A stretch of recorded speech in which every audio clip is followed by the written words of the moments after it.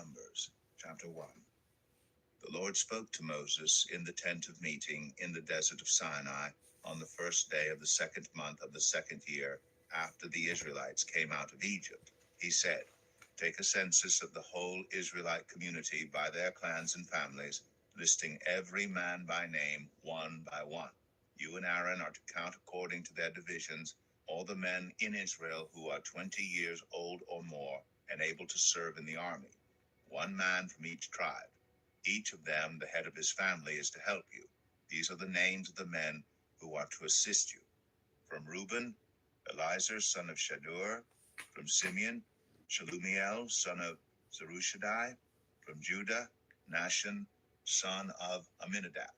From Issachar, Nethanel, son of Zuar. From Zebulun, Eliab, son of Helon.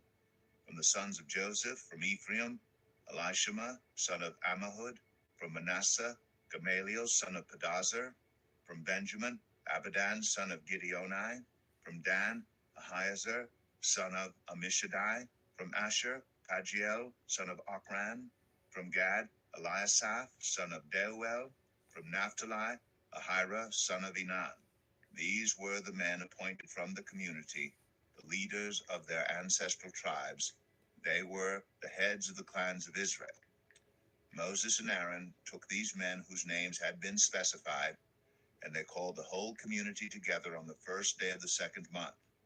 The people registered their ancestry by their clans and families, and the men 20 years old or more were listed by name one by one, as the Lord commanded Moses. And so he counted them in the desert of Sinai. From the descendants of Reuben, the firstborn son of Israel, all the men 20 years old or more who were able to serve in the army were listed by name one by one according to the records of their clans and families. The number from the tribe of Reuben was 46,500. From the descendants of Simeon, all the men 20 years old or more who were able to serve in the army were counted and listed by name one by one according to the records of their clans and families. The number from the tribe of Simeon was 59,300.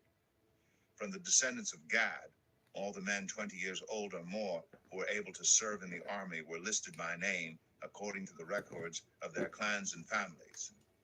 The number from the tribe of Gad was 45,650. From the descendants of Judah, all the men 20 years old or more who were able to serve in the army were listed by name according to the records of their clans and families. The number from the tribe of Judah was 74,600. From the descendants of Issachar, all the men 20 years old or more who were able to serve in the army were listed by name according to the records of their clans and families. The number from the tribe of Issachar was 54,400. From the descendants of Zebulun, all the men 20 years old or more who were able to serve in the army were listed by name according to the records of their clans and families. The number from the tribe of Zebulun was 57,400. From the sons of Joseph, from the descendants of Ephraim, all the men 20 years old or more who were able to serve in the army were listed by name according to the records of their clans and families. The number from the tribe of Ephraim was 40,500. From the descendants of Manasseh, all the men 20 years old or more who were able to serve in the army were listed by name according to the records of their clans and families. The number from the tribe of Manasseh was 32,200. From the descendants of Benjamin, all the men 20 years old or more who were able to serve in the army were listed by name according to the records of their clans and families. The number from the tribe of Benjamin was 35,400. From the descendants of Dan, all the men 20 years old or more who were able to serve in the army were listed by name according to the records of their clans and families. The number from the tribe of Dan was 62,700. From the descendants of Asher, all the men 20 years old or more who were able to serve in the army were listed by name according to the records of their clans and families. The number from the tribe of Asher was 41,500. From the descendants of Naphtali, all the men 20 years old or more who were able to serve in the army were listed by name according to the records of their clans and families. The number from the tribe of Naphtali was 53,400. These were the men counted by Moses and Aaron and the 12 leaders of Israel, each one representing his family. All the Israelites 20 years old or more who were able to serve in Israel's army were counted according to their families. The total number was 603,550. The ancestral tribe of the Levites, however, was not counted along with the others. The Lord had said to Moses, "You must not count the tribe of Levi or include them in the census of the other Israelites. Instead, appoint the Levites to be in charge of the tabernacle of the covenant law, over all its furnishings and everything belonging to it. They are to carry the tabernacle and all its furnishings. They are to take care of it and encamp around it. Whenever the tabernacle is to move, the Levites are to take it down. And whenever the tabernacle is to be set up, the Levites shall do it. Anyone else who approaches it is to be put to death. The Israelites are to set up their tents by divisions, each of them in their own camp under their standard. The Levites, however, are to set up their tents around the tabernacle of the covenant law so that my wrath will not fall on the Israelite community. The Levites are to be responsible for the care of the tabernacle of the covenant law. The Israelites did all this just as the Lord commanded Moses. Numbers 2. The Lord said to Moses and Aaron, "The Israelites are to camp around the tent of meeting some distance from it, each of them under their standard and holding the banners of their family. On the east toward the sunrise, the divisions of the camp of Judah are to encamp under their standard. The leader of the people of Judah is Nahshon, son of Amminadab. His division numbers 74,600. The tribe of Issachar will camp next to them. The leader of the people of Issachar is Nethanel, son of Zuar. His division numbers 54,400. The tribe of Zebulun will be next. The leader of the people of Zebulun is Eliab, son of Helon. His division numbers 57,400. All the men assigned to the camp of Judah, according to their divisions, number 186,400. They will set out first. On the south will be the divisions of the camp of Reuben under their standard. The leader of the people of Reuben is Elizur, son of Shedeur. His division numbers 46,500. The tribe of Simeon will camp next to them. The leader of the people of Simeon is Shalumiel, son of Zurishaddai. His division numbers 59,300. The tribe of Gad will be next. The leader of the people of Gad is Eliasaph, son of Deuel. His division numbers 45,650. All the men assigned to the camp of Reuben, according to their divisions, number 151,450. They will set out second. Then the tent of meeting and the camp of the Levites will set out in the middle of the camps. They will set out in the same order as they encamp, each in their own place under their standard. On the west will be the divisions of the camp of Ephraim under their standard. The leader of the people of Ephraim is Elishama, son of Ammihud. His division numbers 40,500. The tribe of Manasseh will be next to them. The leader of the people of Manasseh is Gamaliel, son of Pedazur. His division numbers 32,200. The tribe of Benjamin will be next. The leader of the people of Benjamin is Abidan, son of Gideoni. His division numbers 35,400. All the men assigned to the camp of Ephraim, according to their divisions, number 108,100. They will set out third. On the north will be the divisions of the camp of Dan under their standard. The leader of the people of Dan is Ahiezer, son of Ammishaddai. His division numbers 62,700. The tribe of Asher will camp next to them. The leader of the people of Asher is Pagiel, son of Okran. His division numbers 41,500. The tribe of Naphtali will be next. The leader of the people of Naphtali is Ahira, son of Enan. His division numbers 53,400. All the men assigned to the camp of Dan number 157,600. They will set out last under their standards. These are the Israelites, counted according to their families. All the men in the camps by their divisions number 603,550. The Levites, however, were not counted along with the other Israelites as the Lord commanded Moses.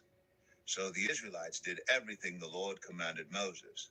That is the way they encamped under their standards, and that is the way they set out, each of them with their clan and family. Numbers 3. This is the account of the family of Aaron and Moses at the time the Lord spoke to Moses at Mount Sinai. The names of the sons of Aaron were Nadab the firstborn, and Abihu, Eleazar, and Ithamar. Those were the names of Aaron's sons, the anointed priests, who were ordained to serve as priests. Nadab and Abihu, however, died before the Lord when they made an offering with unauthorized fire before him in the desert of Sinai. They had no sons, so Eleazar and Ithamar served as priests during the lifetime of their father Aaron. The Lord said to Moses, "Bring the tribe of Levi and present them to Aaron the priest to assist him. They are to perform duties for him and for the whole community at the tent of meeting by doing the work of the tabernacle. They are to take care of all the furnishings of the tent of meeting, fulfilling the obligations of the Israelites by doing the work of the tabernacle. Give the Levites to Aaron and his sons. They are the Israelites who are to be given wholly to him. Appoint Aaron and his sons to serve as priests. Anyone else who approaches the sanctuary is to be put to death." The Lord also said to Moses, "I have taken the Levites from among the Israelites in place of the first male offspring of every Israelite woman. When I struck down all the firstborn in Egypt, I set apart for myself every firstborn in Israel, whether human or animal. They are to be mine. I am the Lord."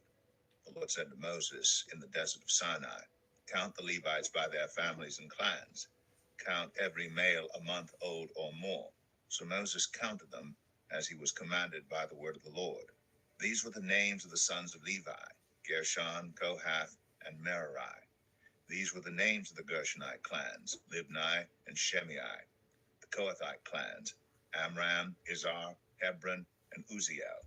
The Merarite clans: Malai and Mushai. These were the Levite clans according to their families. To Gershon belonged the clans of the Libnites and Shimeites. These were the Gershonite clans.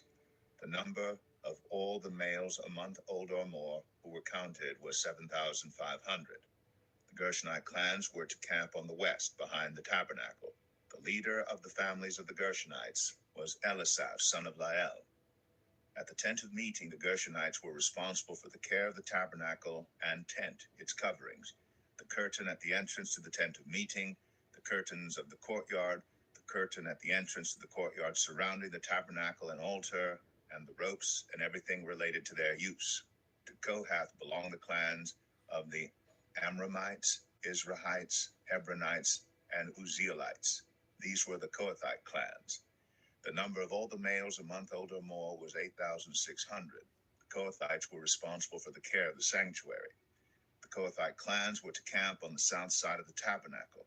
The leader of the families of the Kohathite clans was Elizaphan, son of Uzziel.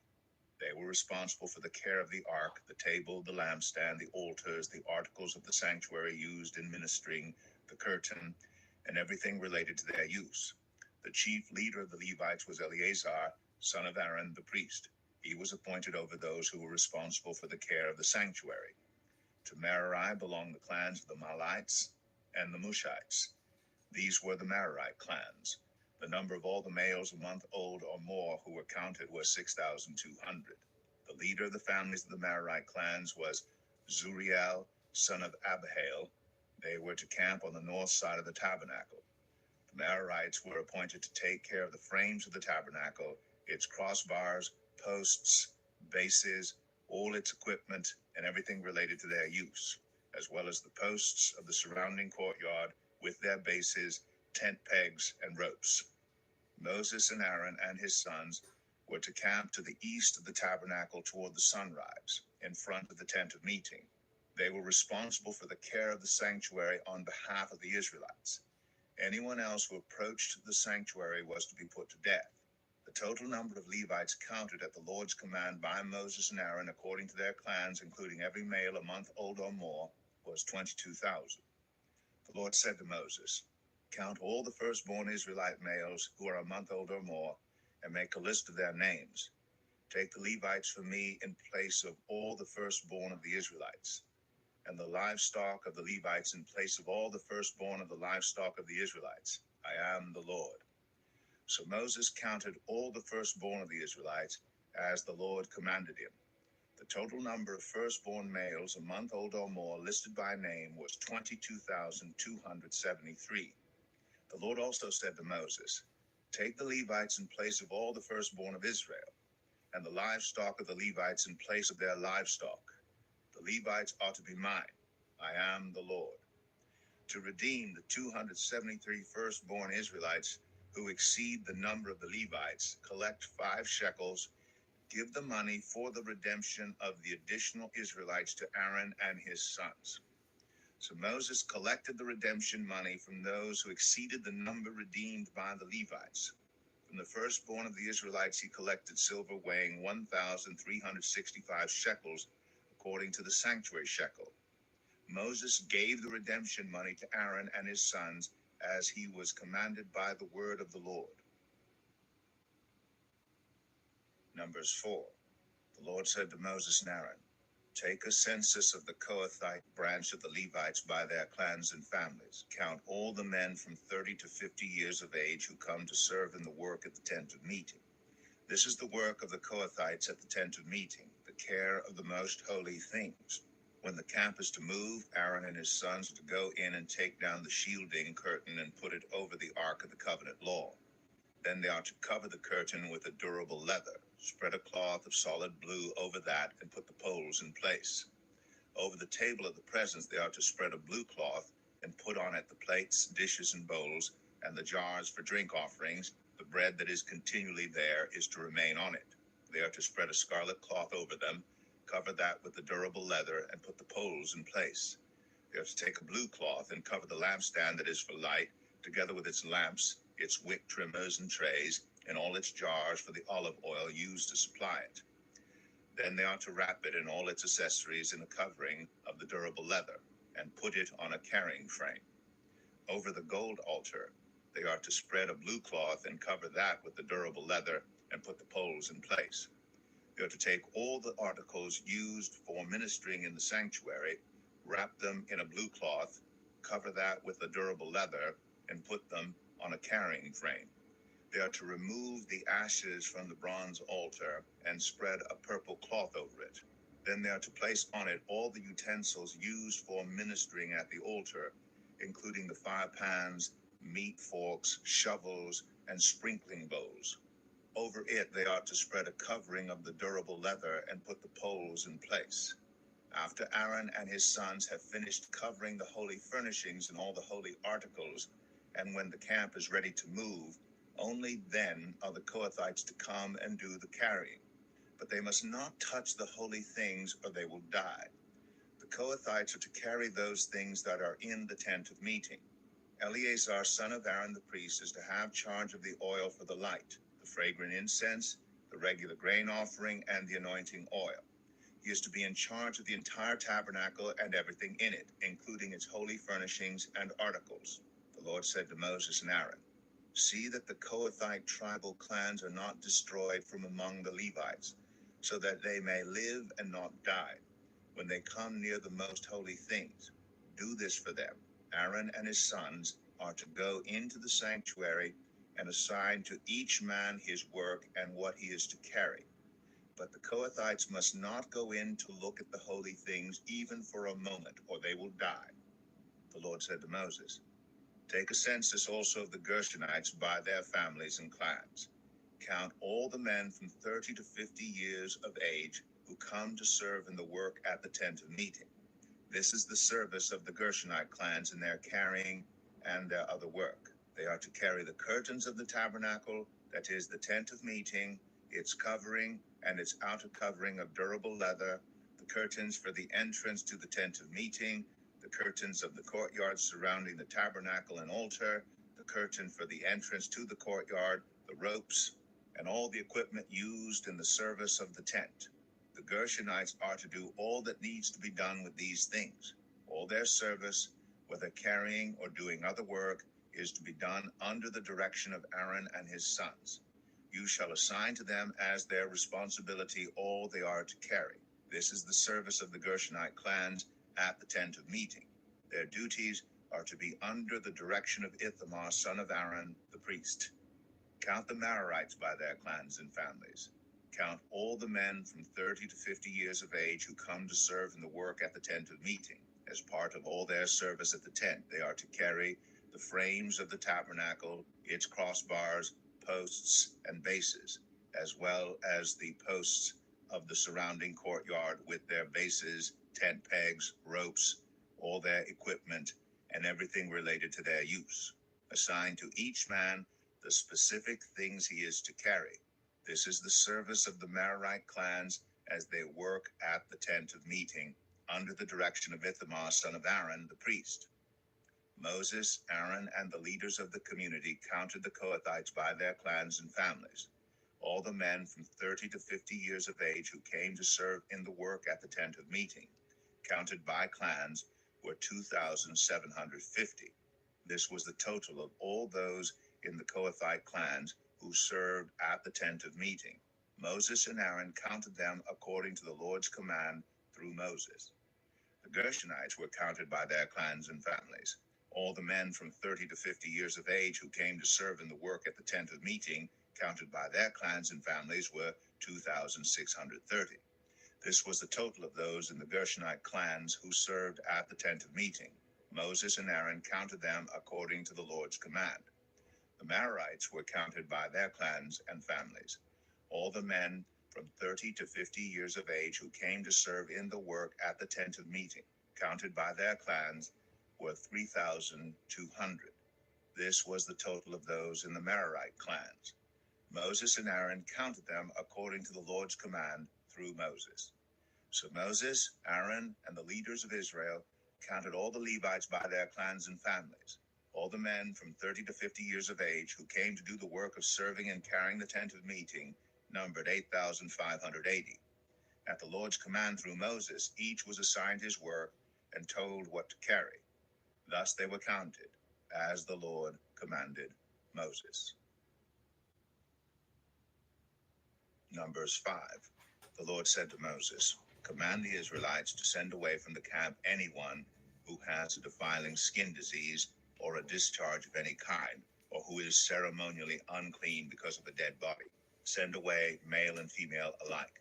Send them outside the camp so they will not defile their camp, for I dwell among them."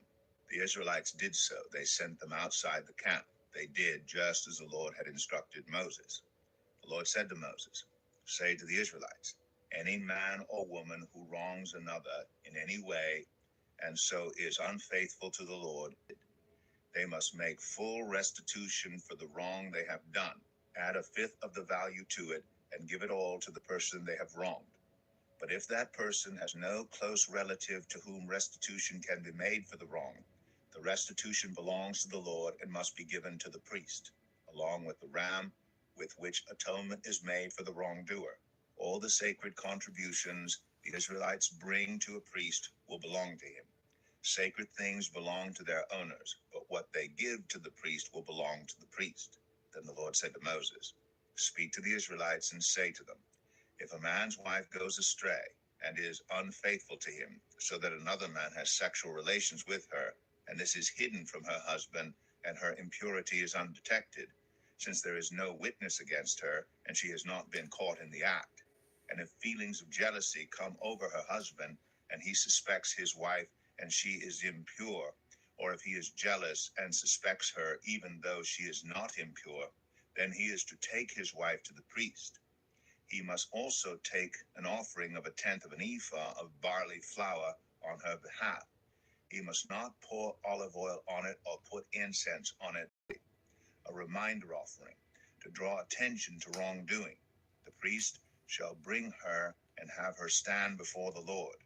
Then he shall take some holy water in a clay jar and put some dust from the tabernacle floor into the water.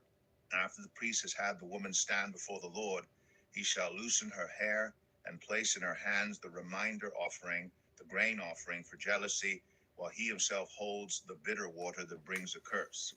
Then the priest shall put the woman under oath and say to her, If no other man has had sexual relations with you, and you have not gone astray and become impure while married to your husband, may this bitter water that brings a curse not harm you.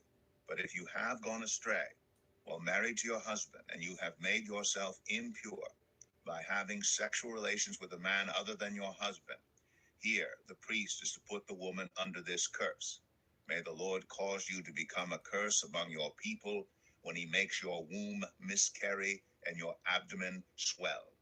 May this water that brings a curse enter your body, so that your abdomen swells or your womb miscarries. Then the woman is to say, Amen, so be it. The priest is to write these curses on a scroll and then wash them off into the bitter water. He shall make the woman drink the bitter water that brings a curse, and this water that brings a curse and causes bitter suffering will enter her. The priest is to take from her hands the grain offering for jealousy, wave it before the Lord, and bring it to the altar. The priest is then to take a handful of the grain offering as a memorial offering and burn it on the altar. After that, he is to have the woman drink the water. If she has made herself impure and been unfaithful to her husband, this will be the result. When she is made to drink the water that brings a curse and causes bitter suffering, it will enter her. Her abdomen will swell, and her womb will miscarry, and she will become a curse. If, however, the woman has not made herself impure but is clean, she will be cleared of guilt and will be able to have children. This, then, is the law of jealousy, when a woman goes astray and makes herself impure while married to a husband, or when feelings of jealousy come over a man because he suspects his wife. The priest is to have her stand before the Lord and is to apply this entire law to her. The husband will be innocent of any wrongdoing, but the woman will bear the consequences of her sin. Number 6. The Lord said to Moses, Speak to the Israelites and say to them, if a man or woman wants to make a special vow, a vow of dedication to the Lord as a Nazirite, they must abstain from wine and other fermented drink, and must not drink vinegar made from wine or other fermented drink. They must not drink grape juice or eat grapes or raisins. As long as they remain under their Nazirite vow, they must not eat anything that comes from the grapevine, not even the seeds or skins. During the entire period of their Nazirite vow, no razor may be used on their head. They must be holy until the period of their dedication to the Lord is over. They must let their hair grow long. Throughout the period of their dedication to the Lord, the Nazirite must not go near a dead body. Even if their own father or mother or brother or sister dies, they must not make themselves ceremonially unclean on account of them, because the symbol of their dedication to God is on their head. Throughout the period of their dedication, they are consecrated to the Lord. If someone dies suddenly in the Nazirite's presence, thus defiling the hair that symbolizes their dedication, they must shave their head on the 7th day, the day of their cleansing. Then on the 8th day, they must bring 2 doves or 2 young pigeons to the priest at the entrance to the tent of meeting. The priest is to offer one as a sin offering and the other as a burnt offering to make atonement for the Nazirite, because they sinned by being in the presence of the dead body. That same day they are to consecrate their head again. They must rededicate themselves to the Lord for the same period of dedication, and must bring a year-old male lamb as a guilt offering. The previous days do not count, because they became defiled during their period of dedication. Now this is the law of the Nazirite when the period of their dedication is over. They are to be brought to the entrance to the tent of meeting. There they are to present their offerings to the Lord, a year-old male lamb without defect for a burnt offering, a year-old ewe lamb without defect for a sin offering, a ram without defect for a fellowship offering, together with their grain offerings and drink offerings, and a basket of bread made with the finest flour and without yeast, thick loaves with olive oil mixed in, and thin loaves brushed with olive oil. The priest is to present all these before the Lord and make the sin offering and the burnt offering. He is to present the basket of unleavened bread and is to sacrifice the ram as a fellowship offering to the Lord, together with its grain offering and drink offering. Then at the entrance to the tent of meeting, the Nazirite must shave off the hair that symbolizes their dedication. They are to take the hair and put it in the fire that is under the sacrifice of the fellowship offering. After the Nazirite has shaved off the hair that symbolizes their dedication, the priest is to place in their hands a boiled shoulder of the ram, and one thick loaf and one thin loaf from the basket, both made without yeast. The priest shall then wave these before the Lord as a wave offering.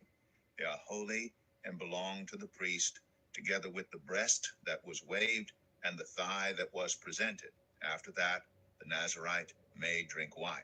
This is the law of the Nazirite, who vows offerings to the Lord in accordance with their dedication, in addition to whatever else they can afford. They must fulfill the vows they have made according to the law of the Nazirite. The Lord said to Moses, "Tell Aaron and his sons, this is how you are to bless the Israelites. Say to them, the Lord bless you and keep you. The Lord make his face shine on you and be gracious to you. The Lord turn his face toward you and give you peace." So they will put my name on the Israelites, and I will bless them. Number 7. When Moses finished setting up the tabernacle, he anointed and consecrated it and all its furnishings. He also anointed and consecrated the altar and all its utensils. Then the leaders of Israel, the heads of families who were the tribal leaders in charge of those who were counted, made offerings. They brought as their gifts before the Lord 6 covered carts and 12 oxen, an ox from each leader and a cart from every 2. These they presented before the tabernacle. The Lord said to Moses, "Accept these from them, that they may be used in the work at the tent of meeting. Give them to the Levites as each man's work requires." So Moses took the carts and oxen and gave them to the Levites. He gave 2 carts and 4 oxen to the Gershonites as their work required, and he gave 4 carts and 8 oxen to the Merarites as their work required. They were all under the direction of Ithamar, son of Aaron, the priest. But Moses did not give any to the Kohathites, because they were to carry on their shoulders the holy things for which they were responsible. When the altar was anointed, the leaders brought their offerings for its dedication and presented them before the altar. For the Lord had said to Moses, "Each day one leader is to bring his offering for the dedication of the altar." The one who brought his offering on the first day was Nahshon, son of Amminadab of the tribe of Judah. His offering was 1 silver plate weighing 130 shekels, and 1 silver sprinkling bowl weighing shekel, each filled with the finest flour mixed with olive oil as a grain offering. 1 gold dish weighing 10 shekels, filled with incense, 1 young bull, 1 ram, and 1 male lamb a year old for a burnt offering, 1 male goat for a sin offering, and 2 oxen, 5 rams, 5 male goats, and 5 male lambs a year old, to be sacrificed as a fellowship offering. This was the offering of Nahshon, son of Amminadab. On the second day, Nethanel, son of Zuar, the leader of Issachar, brought his offering. The offering he brought was 1 silver plate weighing 130 shekels, and 1 silver sprinkling bowl weighing 70 shekels, both according to the sanctuary shekel, each filled with the finest flour mixed with olive oil as a grain offering. 1 gold dish weighing 10 shekels, filled with incense, 1 young bull, 1 ram, and 1 male lamb a year old for a burnt offering, 1 male goat for a sin offering, and 2 oxen, 5 rams, 5 male goats, and 5 male lambs a year old, to be sacrificed as a fellowship offering. This was the offering of Nethanel, son of Zuar. On the third day, Eliab, son of Helon, the leader of the people of Zebulun, brought his offering. His offering was 1 silver plate weighing 130 shekels, and 1 silver sprinkling bowl weighing 70 shekels, both according to the sanctuary shekel, each filled with the finest flour mixed with olive oil as a grain offering. 1 gold dish weighing 10 shekels, filled with incense, 1 young bull, 1 ram, and 1 male lamb a year old for a burnt offering, 1 male goat for a sin offering, and 2 oxen, 5 rams, 5 male goats, and 5 male lambs a year old to be sacrificed as a fellowship offering. This was the offering of Eliab, son of Helon. On the fourth day, Elizur, son of Shedeur, the leader of the people of Reuben, brought his offering. His offering was 1 silver plate weighing 130 shekels, and 1 silver sprinkling bowl weighing 70 shekels, both according to the sanctuary shekel, each filled with the finest flour mixed with olive oil as a grain offering. 1 gold dish weighing 10 shekels filled with incense, 1 young bull, 1 ram, and 1 male lamb a year old for a burnt offering, 1 male goat for a sin offering, and 2 oxen, 5 rams, 5 male goats, and 5 male lambs a year old to be sacrificed as a fellowship offering. This was the offering of Eleazar, son of Shedeur. On the 5th day, Shelumiel, son of Zerushadai, the leader of the people of Simeon, brought his offering. His offering was 1 silver plate weighing 130 shekels, and 1 silver sprinkling bowl weighing 70 shekels, both according to the sanctuary shekel, each filled with the finest flour mixed with olive oil as a grain offering. 1 gold dish weighing 10 shekels filled with incense, 1 young bull, 1 ram, and 1 male lamb a year old for a burnt offering, 1 male goat for a sin offering, and 2 oxen, 5 rams, 5 male goats, and 5 male lambs a year old to be sacrificed as a fellowship offering. This was the offering of Shelumiel, son of Zerushadai. On the 6th day, Eliasaph, son of Duel, the leader of the people of Gad, brought his offering.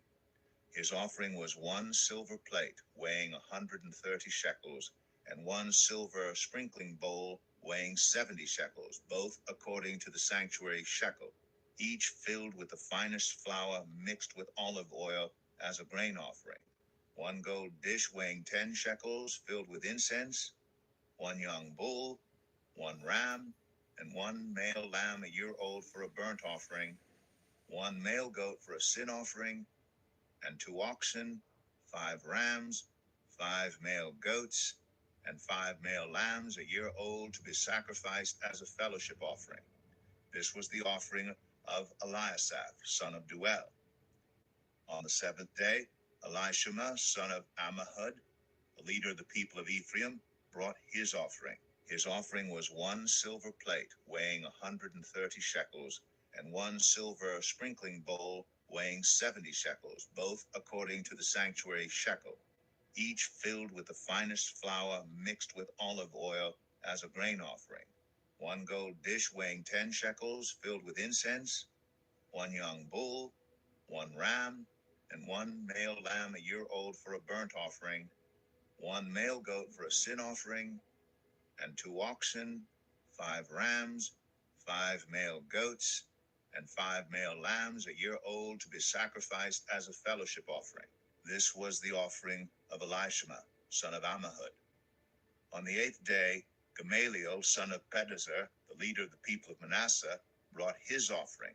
His offering was 1 silver plate weighing 130 shekels, and 1 silver sprinkling bowl weighing 70 shekels, both according to the sanctuary shekel, each filled with the finest flour mixed with olive oil as a grain offering.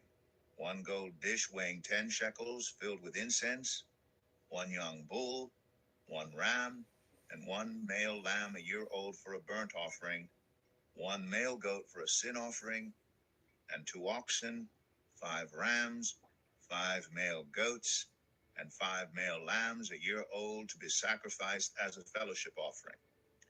This was the offering of Gamaliel, son of Pedazur. On the 9th day, Abidan, son of Gideoni, the leader of the people of Benjamin, brought his offering. His offering was 1 silver plate weighing 130 shekels, and 1 silver sprinkling bowl weighing 70 shekels, both according to the sanctuary shekel, each filled with the finest flour mixed with olive oil as a grain offering. 1 gold dish weighing 10 shekels filled with incense, 1 young bull, 1 ram, and 1 male lamb a year old for a burnt offering, 1 male goat for a sin offering, and 2 oxen, 5 rams, 5 male goats, and 5 male lambs a year old to be sacrificed as a fellowship offering. This was the offering of Abidan, son of Gideoni. On the 10th day, Ahiezer, son of Ammishaddai, the leader of the people of Dan, brought his offering. His offering was 1 silver plate, weighing 130 shekels, and 1 silver sprinkling bowl, weighing 70 shekels, both according to the sanctuary, mixed with olive oil as a grain offering. 1 gold dish weighing 10 shekels, filled with incense, 1 young bull, 1 ram, and 1 male lamb a year old for a burnt offering, 1 male goat for a sin offering, and 2 oxen, 5 rams, 5 male goats, and 5 male lambs a year old to be sacrificed as a fellowship offering. This was the offering of Ahiezer, son of Ammishaddai. On the 11th day, Pagiel, son of Ochran, the leader of the people of Asher, brought his offering. His offering was 1 silver plate, weighing 130 shekels, and 1 silver sprinkling bowl, weighing 70 shekels, both according to the sanctuary shekel, each filled with the finest flour mixed with olive oil as a grain offering. 1 gold dish weighing 10 shekels, filled with incense, 1 young bull, 1 ram, and 1 male lamb a year old for a burnt offering, 1 male goat for a sin offering, and 2 oxen, 5 rams, 5 male goats, and 5 male lambs a year old to be sacrificed as a fellowship offering. This was the offering of Pagiel, son of Ochran. On the 12th day, Ahira, son of Enan, the leader of the people of Naphtali, brought his offering. His offering was 1 silver plate, weighing 130 shekels, and 1 silver sprinkling bowl, weighing 70 shekels, both according to the sanctuary shekel, each filled with the finest flour mixed with olive oil as a grain offering.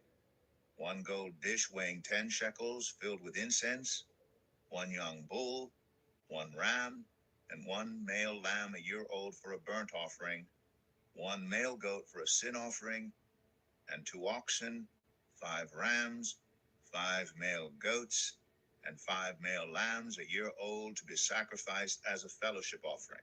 This was the offering of Ahira, son of Enan. These were the offerings of the Israelite leaders for the dedication of the altar when it was anointed: 12 silver plates, 12 silver sprinkling bowls, and 12 gold dishes.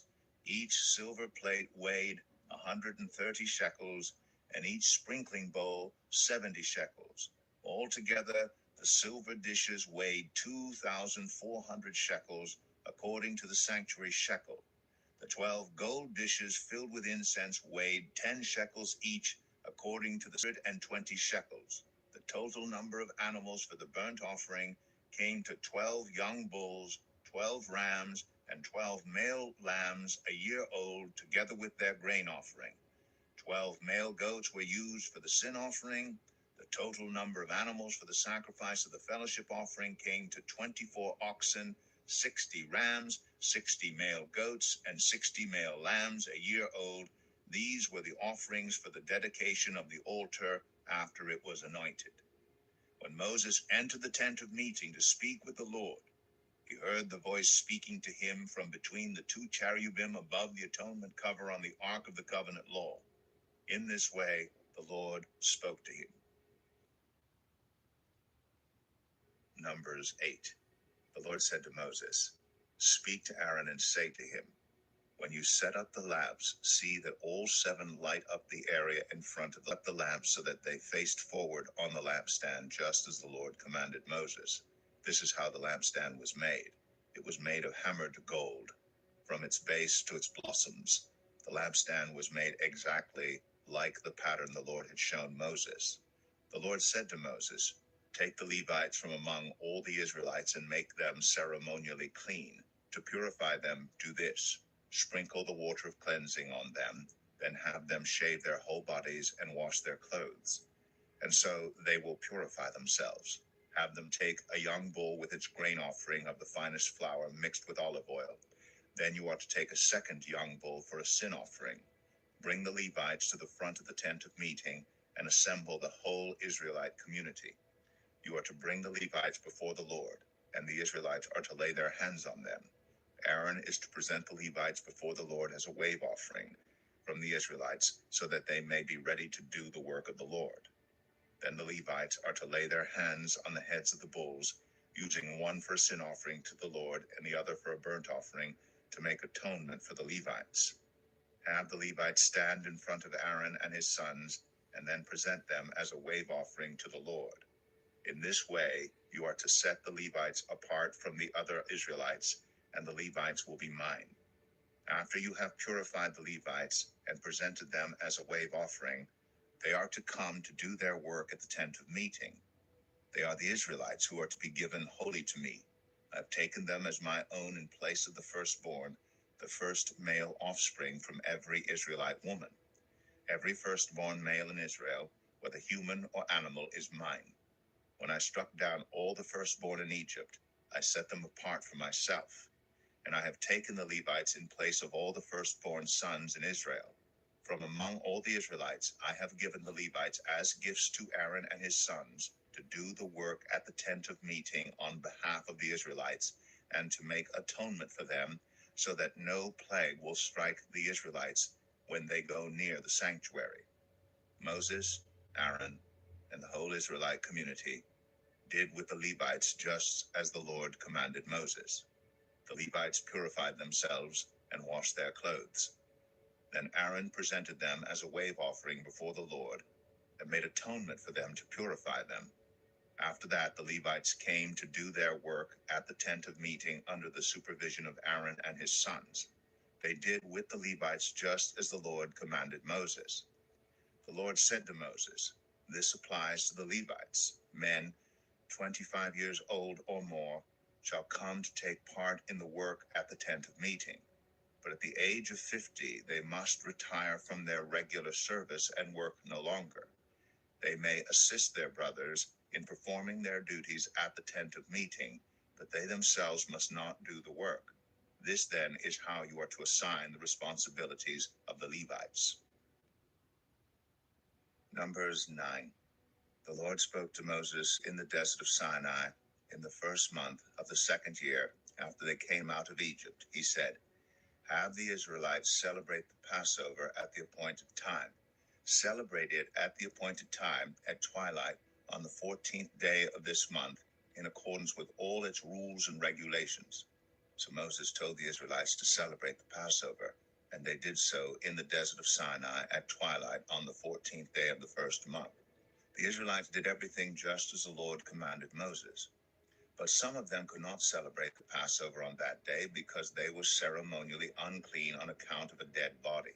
So they came to Moses and Aaron that same day and said to Moses, "We have become unclean because of a dead body, but why should we be kept from presenting the Lord's offering with the other Israelites at the appointed time?" Moses answered them, "Wait until I find out what the Lord commands concerning you." Then the Lord said to Moses, "Tell the Israelites, when any of you or your descendants are unclean because of a dead body or are away on a journey, they are still to celebrate the Lord's Passover. But they are to do it on the 14th day of the second month at twilight. They are to eat the lamb together with unleavened bread and bitter herbs. They must not leave any of it till morning or break any of its bones. When they celebrate the Passover, they must follow all the regulations. But if anyone who is ceremonially clean and not on a journey fails to celebrate the Passover, they must be cut off from their people for not presenting the Lord's offering at the appointed time. They will bear the consequences of their sin. A foreigner residing among you is also to celebrate the Lord's Passover in accordance with its rules and regulations. You must have the same regulations for both the foreigner and the native born. On the day the tabernacle, the tent of the covenant law, was set up, the cloud covered it. From evening till morning, the cloud above the tabernacle looked like fire. That is how it continued to be. The cloud covered it, and at night it looked like fire. Whenever the cloud lifted from above the tent, the Israelites set out. Wherever the cloud settled, the Israelites encamped. At the Lord's command, the Israelites set out, and at his command, they encamped. As long as the cloud stayed over the tabernacle, they remained in camp. When the cloud remained over the tabernacle a long time, The Israelites obeyed the Lord's order and did not set out. Sometimes the cloud was over the tabernacle only a few days. At the Lord's command, they would encamp, and then at his command, they would set out. Sometimes the cloud stayed only from evening till morning, and when it lifted in the morning, they set out, whether by day or by night. Whenever the cloud lifted, they set out. Whether the cloud stayed over the tabernacle for 2 days, or a month, or a year, the Israelites would remain in camp and not set out. But when it lifted, they would set out. At the Lord's command, they encamped, and at the Lord's command, they set out. They obeyed the Lord's order in accordance with his command through Moses. Numbers 10. The Lord said to Moses, "Make 2 trumpets of hammered silver, and use them for calling the community together and for having the camp set out.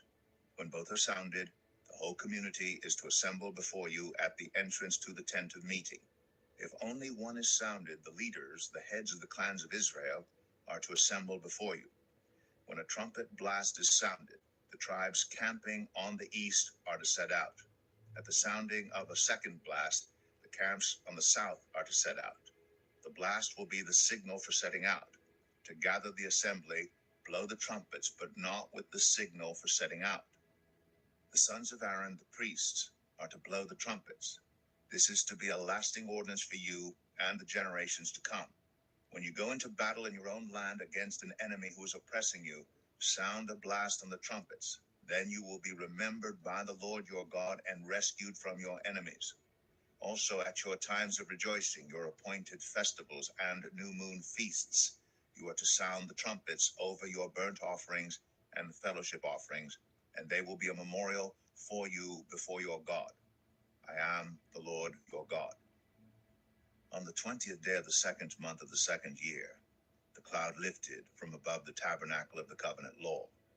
Then the Israelites set out from the desert of Sinai and traveled from place to place until the cloud came to rest in the desert of Paran. They set out this first time at the Lord's command through Moses. The divisions of the camp of Judah went first under their standard. Nahshon, son of Amminadab, was in command. Nethanel, son of Zuar, was over the division of the tribe of Issachar, and Eliab, son of Elon, was over the division of the tribe of Zebulun. Then the tabernacle was taken down, and the Gershonites and Merarites who carried it set out. The divisions of the camp of Reuben went next under their standard. Elizur, son of Shedeur, was in command. Shelumiel, son of Zerushadai, was over the division of the tribe of Simeon, and Eliasaph, son of Duel, was over the division of the tribe of Gad. Then the Kohathites set out, carrying the holy things. The tabernacle was to be set up before they arrived. The divisions of the camp of Ephraim went next, under their standard. Elishama, son of Ammihud, was in command. Gamaliel, son of Pedazur, was over the division of the tribe of Manasseh. And Abidan, son of Gideoni, was over the division of the tribe of Benjamin. Finally, as the rear guard for all the units, the divisions of the camp of Dan set out under their standard. Ahiezer, son of Ammishaddai, was in command. Pagiel, son of Ochran, was over the division of the tribe of Asher, and Ahira, son of Enan, was over the division of the tribe of Naphtali. This was the order of march for the Israelite divisions as they set out. Now Moses said to Hobab, son of Ruel, the Midianite, Moses' father-in-law, "We are setting out for the place about which the Lord said, 'I will give it to you.' Come with us, and we will treat you well. For the Lord has promised good things to Israel." He answered, "No, I will not go. I am going back to my own land and my own people." But Moses said, "Please do not leave us. You know where we should camp in the wilderness, and you can be our eyes. If you come with us, we will share with you whatever good things the Lord gives us." So they set out from the mount. The ark of the covenant of the Lord went before them during those 3 days to find them a place to rest. The cloud of the Lord was over them by day when they set out from the camp. Whenever the ark set out, Moses said, "Rise up, Lord. May your enemies be scattered. May your foes flee before you." Whenever it came to rest, he said, "Return, Lord, to the countless thousands of Israel." Numbers 11. Now the people complained about their hardships in the hearing of the Lord, and when he heard them, his anger was aroused. Then fire from the Lord burned among them and consumed some of the outskirts of the camp. When the people cried out to Moses, he prayed to the Lord, and the fire died down. So that place was called Taberah, because fire from the Lord had burned among them. The rabble with them began to crave other food. And again the Israelites started wailing and said, "If only we had meat to eat. We remember the fish we ate in Egypt at no cost, also the cucumbers, melons, leeks, onions, and garlic. But now we have lost our appetite. We never see anything but this manna." The manna was like coriander seed and looked like resin. The people went around gathering it, and then ground it in a hand mill or crushed it in a mortar. They cooked it in a pot or made it into loaves, and it tasted like something made with olive oil. When the dew settled on the camp at night, the manna also came down. Moses heard the people of every family wailing at the entrance to their tents. The Lord became exceedingly angry, and Moses was troubled. He asked the Lord, "Why have you brought this trouble on your servant? What have I done to displease you that you put the burden of all these people on me? Did I conceive all these people? Did I give them birth? Why do you tell me to carry them in my arms, as a nurse carries an infant, to the land you promised on oath to their ancestors? Where can I get meat for all these people? They keep wailing to me, 'Give us meat to eat.' I cannot carry all these people by myself. The burden is too heavy for me. If this is how you're going to treat me, please go ahead and kill me if I have found favor in your eyes, and do not let me face my own ruin." The Lord said to Moses, "Bring me 70 of Israel's elders who are known to you as leaders and officials among the people. Have them come to the tent of meeting, that they may stand there with you. I will come down and speak with you there, and I will take some of the power of the Spirit that is on you and put it on them. They will share the burden of the people with you so that you will not have to carry it alone. Tell the people, 'Consecrate yourselves in preparation for tomorrow, when if only we had meat to eat. We were better off in Egypt. Now the Lord will give you meat, and you will eat it.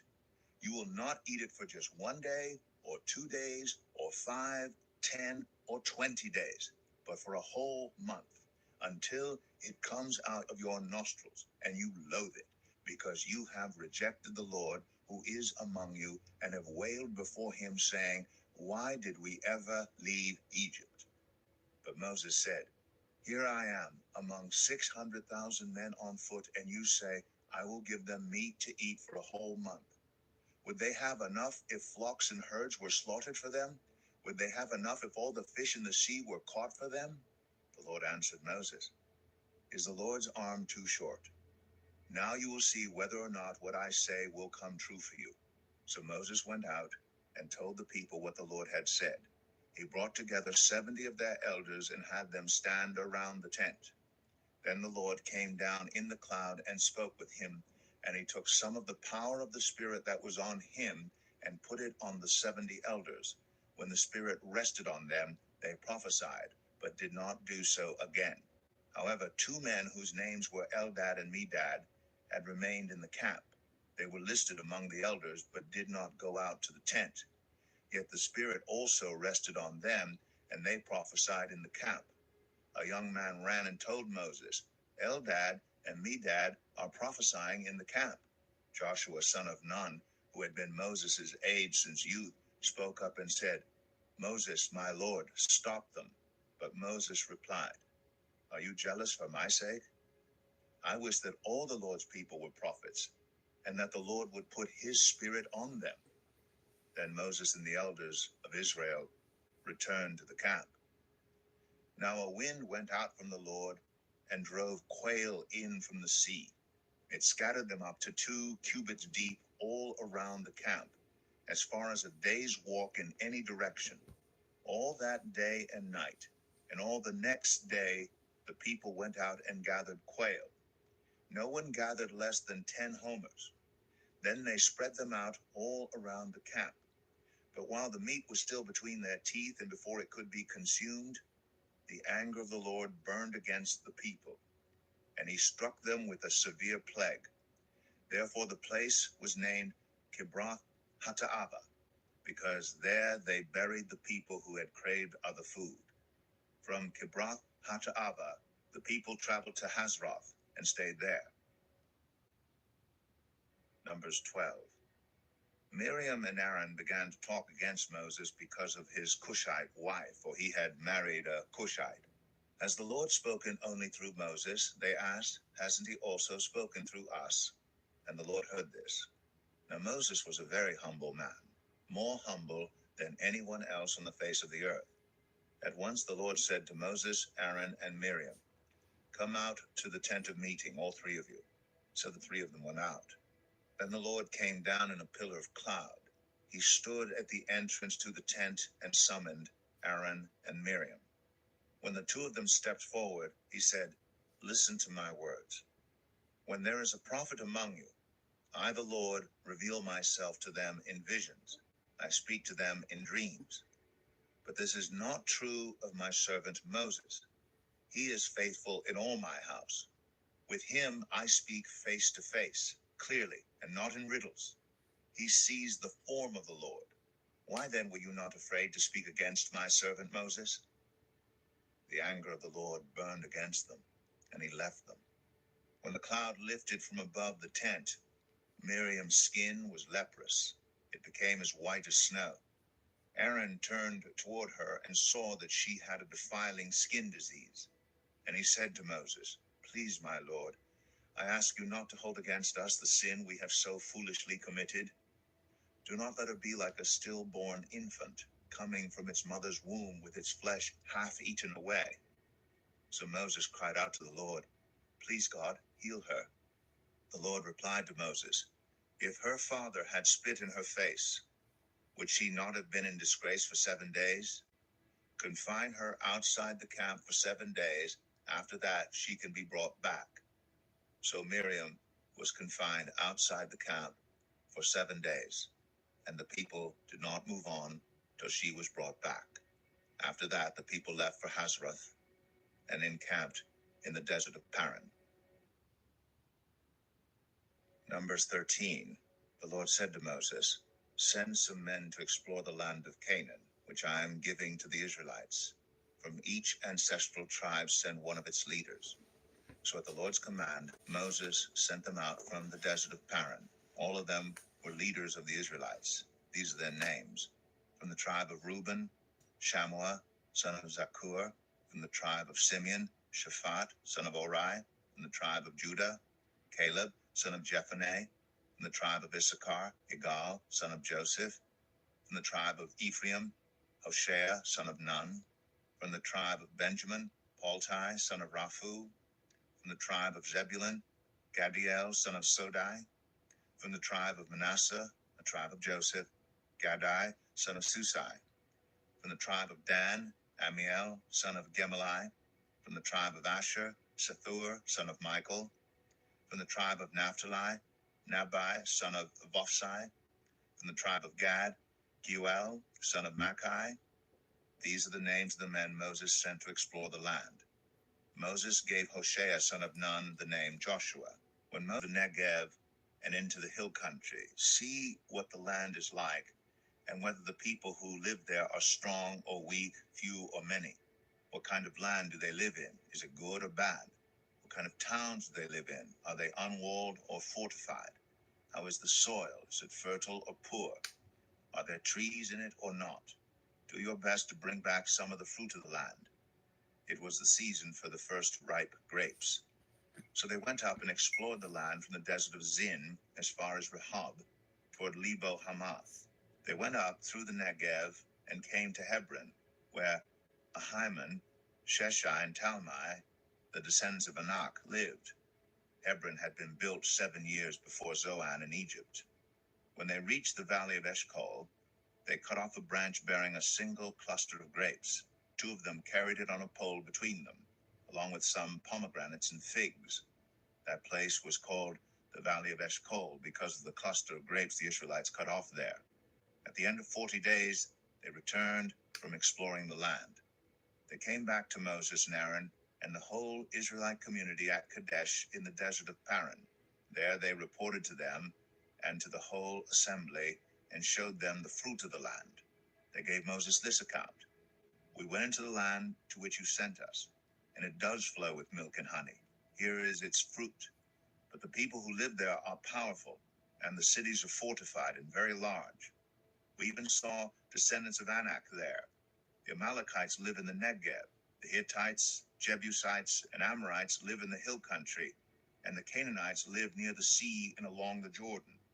Then Caleb silenced the people before Moses and said, "We should go up and take possession of the land, for we can certainly do it."